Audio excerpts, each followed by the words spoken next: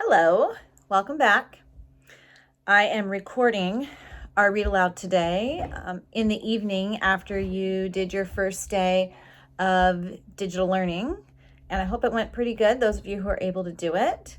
And let's just get down to it. So last time we were reading, we were talking about that tiger that came and attacked Minley and Dragon saved her. And a few of you had questions about the tiger. What was it about the tiger? Was he magic? What's going on with the tiger? So I think there's definitely something bizarre about the tiger. And let's get reading, see if we can find out. And you might remember last time that we left Minley. She's walking to get help for Tiger because he seems to be unconscious.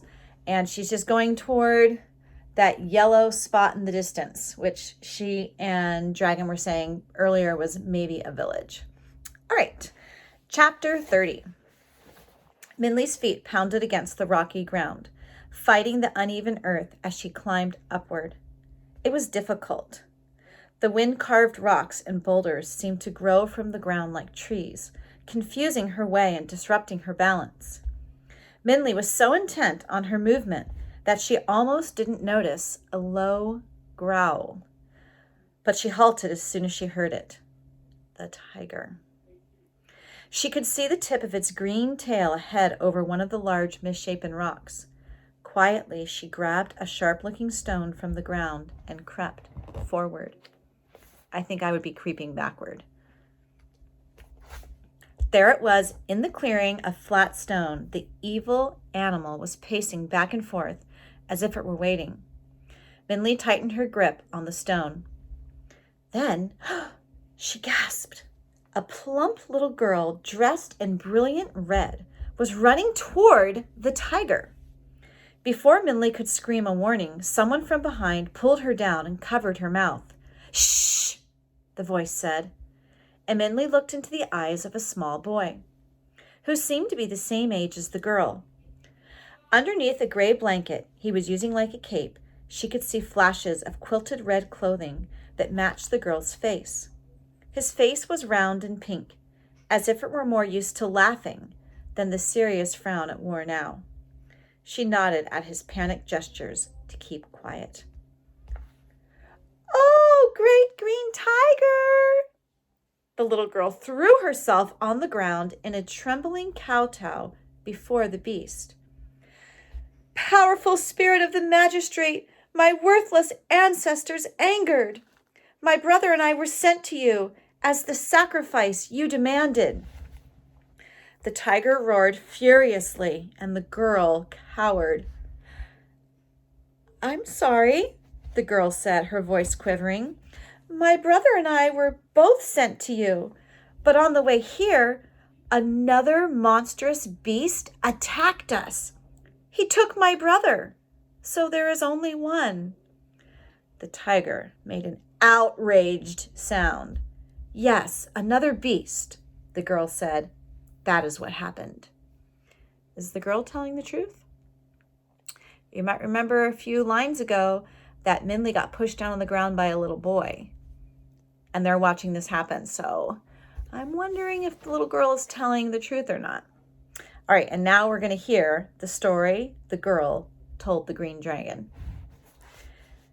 "Your message to the family caused an uproar. There was great wailing and crying as a gong, our grandfather, told us that you demanded 2 children every month to be sacrificed to you.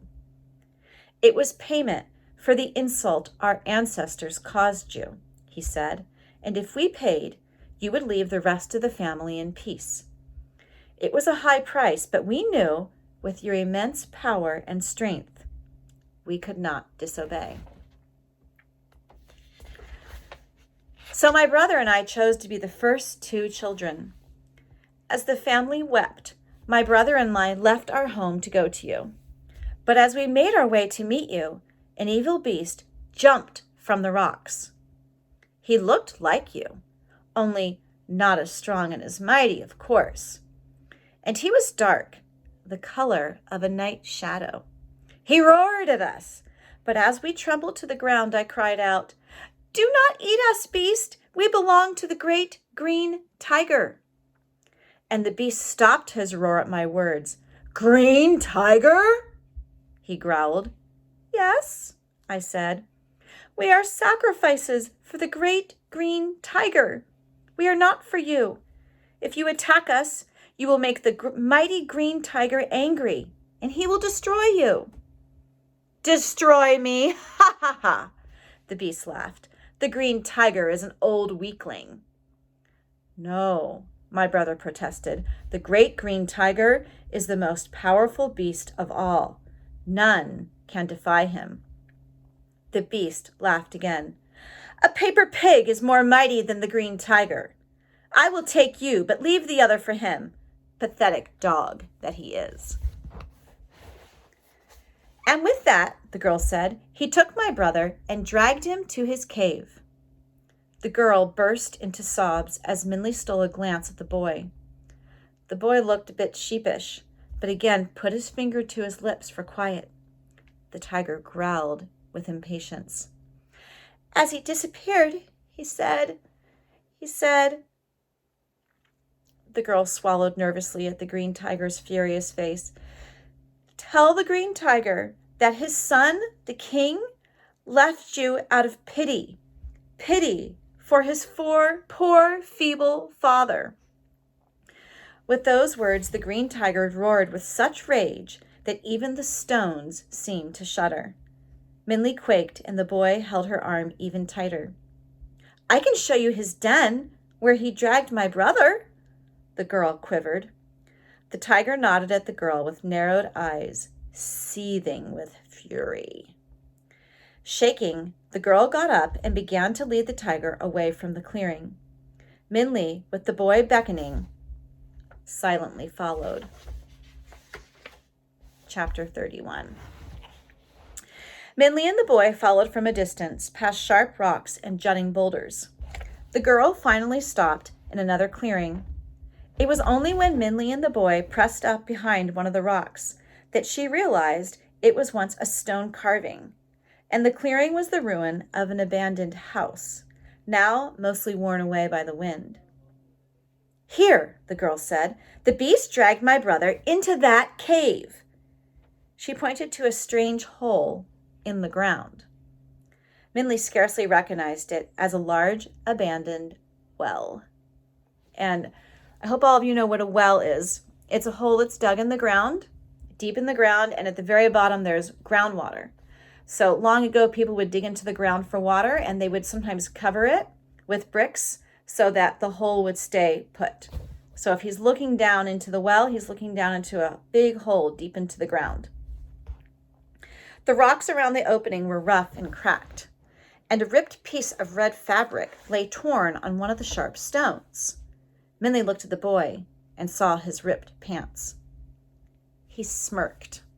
So I don't know if any of you know what the word smirked means, and there's not a lot of context clues from this sentence, but you might have been gathering that the little girl is telling a story that is not true to the tiger. So perhaps he's kind of going like, well, what can I say? "The beast, your son," the girl faltered, "is in there. He also said," the tiger growled at her to continue. "He said that," and the girl swallowed in fear, "that you would be too much of a coward to confront him." The tiger glowered furiously, stalked to the edge of the well, and snarled into the blackness. "He's in there," the girl said. "Do you see him?" The deep well was full of shadows, but the dark water, remember the water's at the bottom of the well, the dark water caught the reflection of the tiger's menacing eyes and sharp teeth. Full of wrath, the tiger growled at his own reflection, thinking it was the black beast. As the reflection growled back, the tiger gave a furious roar. The roar echoed back. So just stop for a second. Is there really a black tiger? So you have to be asking yourself, when the great green tiger is looking down into the well and he's looking at the water at the bottom and it's a reflection, he's looking at himself. But the tiger is not smart enough to know that. That's him, the girl said. He's making fun of you. Outraged, the tiger clawed the stone ground and snarled again, even louder and angrier. How dare he? The girl said. He insults you, your own son. The girl's words and his own echoing roars set the green tiger off into a frenzy. The air seemed to be charged with his uncontrollable fury. Every hair on the tiger seemed to jut like sharp spikes, and his teeth and eyes glittered like the cutting edge of a knife. He gave a deafening roar that bellowed, filling the sky with thunder. At its sound, the girl fell to the ground, and Minley and the boy covered their ears. The tiger bared his teeth and claws for an attack. Can you guess what's going to happen? And when the roar echoed back, it overwhelmed him with wild rage. What's rage? He's so mad, it overwhelmed him with wild rage. Yes, rage is like extreme anger. Finally, the green tiger gave one last roar and leapt into the well. Ooh. The girl, boy, and Minley stood frozen as the air filled with roars and the sound of splashing water. And then suddenly, the wind carried one last howl into the sky. Then there was silence. Minley stared in disbelief. The green tiger was no more. And we're going to stop there. Chapter 32. So I know in your Google Slides, it says to leave a question or a comment about today's reading. And I really do want you to do that. I want you to think any kind of question you might have, any kind of thoughts you have about what's going on, or even any predictions for what you think is going on now, what you think is going to happen to Dragon. Who are these little kids? What's going to happen to Minley now? So think about it and write something, and I'll be sure to be reading it. All right, I'll see you tomorrow.